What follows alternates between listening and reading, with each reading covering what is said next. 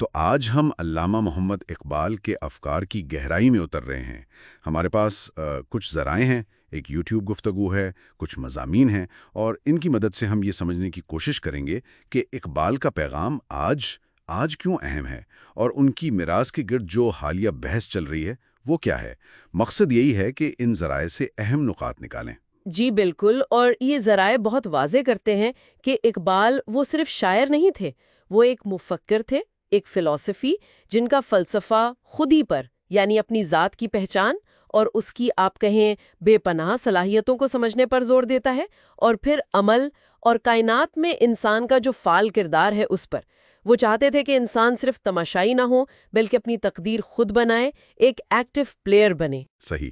اور اقبال کا وہ مشہور شعر دیار عشق میں اپنا مقام پیدا کر، نیا زمانہ نئے صبح و شام پیدا کر، یہ تو لگتا ہے کہ براہ راست عمل کی دعوت ہے۔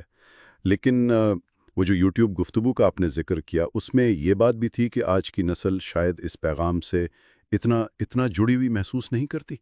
کیا وجہ ہو سکتی ہے اس کی؟ جی، گفتگو سے یہی تاثر ملتا ہے، اور شاید وجہ یہ ہے کہ میرا مطلب ہے ہم اقبال کو آج کے جو حالات ہیں ان سے جوڑ کر پیش کرنے میں تھوڑے کمزور رہے ہیں۔ ذرائع یہ بھی بتاتے ہیں، جیسا کہ آپ نے کہا، کہ انہیں اکثر بس چند اشعار تک محدود کر دیا جاتا ہے، یا پھر اقبال ڈے کی رسمی تقریبات تک۔ ایک بہت ہی آپ کہیں دلچسپ پہلو جو سامنے آیا وہ اقبال کی شاعری جیسے جاوید نامہ، اس کو بالکل نئے زاویے سے دیکھنا ہے۔ گفتگو میں تو اسے اسپیس ٹریول یعنی خلا میں سفر اس تناظر میں پرکھنے کی بات ہوئی۔ خلا میں سفر؟ اچھا۔ جی ہاں، مریخ کا سفر، وہ ستاروں پہ جو ڈالتے ہیں کمند والا تصور، یہ اقبال کے تخیل کی جو وسعت ہے نا وہ دکھاتا ہے، غیر معمولی وسعت۔ واہ، یہ تو واقعی ایک بالکل اچھوتا زاویہ ہے۔ اور اسی جاوید نامہ سے جڑی ایک اور بات بھی ذرائع میں ملتی ہے، وہ یہ کہ اقبال نے اپنے بیٹے جاوید کو کوئی مادی تحفہ جیسے گراموفون، اس کے بجائے یہی فکری میراث تھی، جاوید نامہ۔ وہ جو کہتے ہیں خودی نہ بیچ غریبی میں نام پیدا کر، یہ بات یہاں کتنی واضح ہو جاتی ہے نا؟ یقیناً، یقیناً۔ اور یہ صرف خودداری کی بات نہیں ہے، ذرائع اس بات پر زور دیتے ہیں کہ اقبال کے نزدیک اصل دولت وہ علم و فکر تھی، مادی چیزیں نہیں۔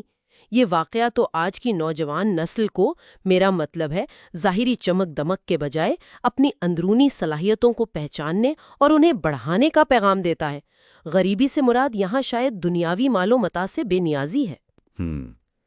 ایک طرف تو یہ اتنا آفاقی، اتنا گہرا پیغام ہے، لیکن دوسری طرف جیسا کہ مضامین میں ذکر آیا، حال ہی میں ہندوستان میں ان کی میراث پر ایک تنازع بھی کھڑا ہوا۔ دہلی یونیورسٹی کے نصاب سے اقبال پر جو باب تھا اسے ہٹانے کا فیصلہ کیا گیا۔ جی، وہ بات بھی سامنے آئی، اور ذرائع کے مطابق اس فیصلے کی بنیاد اقبال کے تصور پاکستان اور تقسیم ہند میں جو ان کا کردار سمجھا جاتا ہے اس کو بنایا گیا۔ اب ظاہر ہے کچھ حلقوں نے تو اس فیصلے کی حمایت کی، لیکن دوسروں نے اسے علمی آزادی اور جو ہمارا ثقافتی ورثہ ہے اس پر ایک طرح کا حملہ قرار دیا۔ اور ایک اہم نقطہ یہ بھی ہے جو ذرائع بتاتے ہیں کہ اقبال کی اپنی جو تعلیمی فکر تھی وہ عملی علم پر، تنقیدی سوچ پر، تخلیقی صلاحیتوں پر زور دیتی تھی۔ یہ وہ پہلو ہیں جو شاید اس سیاسی تنازع کی گرد میں کہیں آپ کہیں نظر انداز ہو گئے۔ یہ واقعی قابل غور بات ہے، اور وسیع النظریے کی بات ہو رہی ہے تو وہ یوٹیوب گفتگو میں یہ ذکر بھی تھا کہ اقبال نے مغربی مفکرین، یہاں تک کہ آئنسٹائن، ان تک کی تعریف کی تھی۔ یہ بات تو شاید بہت کم لوگ جانتے ہوں گے۔ بالکل، انہوں نے آئنسٹائن پر ایک نظم بھی لکھی جو اس زمانے کے حساب سے دیکھیں تو ایک غیر معمولی بات تھی۔ ذرائع اس سے یہی نتیجہ نکالتے ہیں کہ اقبال علم کو کسی جغرافیائی یا نظریاتی سرحد میں قید نہیں سمجھتے تھے، وہ تو ہر جگہ سے سیکھنے کے قائل تھے۔ تو اچھا، ان تمام ذرائع کو اگر ہم سامنے رکھیں تو کیا تصویر ابھرتی ہے؟ مجھے تو ایسا لگتا ہے کہ اقبال کو محض یاد کر لینا یا رسمی طور پر خراج عقیدت پیش کر دینا، اس سے بات نہیں بنے گی۔ ان کے افکار تو ایک زندہ تعلق مانگتے ہیں، مسلسل غور و فکر کا تقاضا کرتے ہیں۔ وہ یوٹیوب اس بات پر متفق نظر آتے ہیں کہ اقبال کا جو بنیادی پیغام ہے وہ سیاست اور سرحدوں سے بہت بلند ہے۔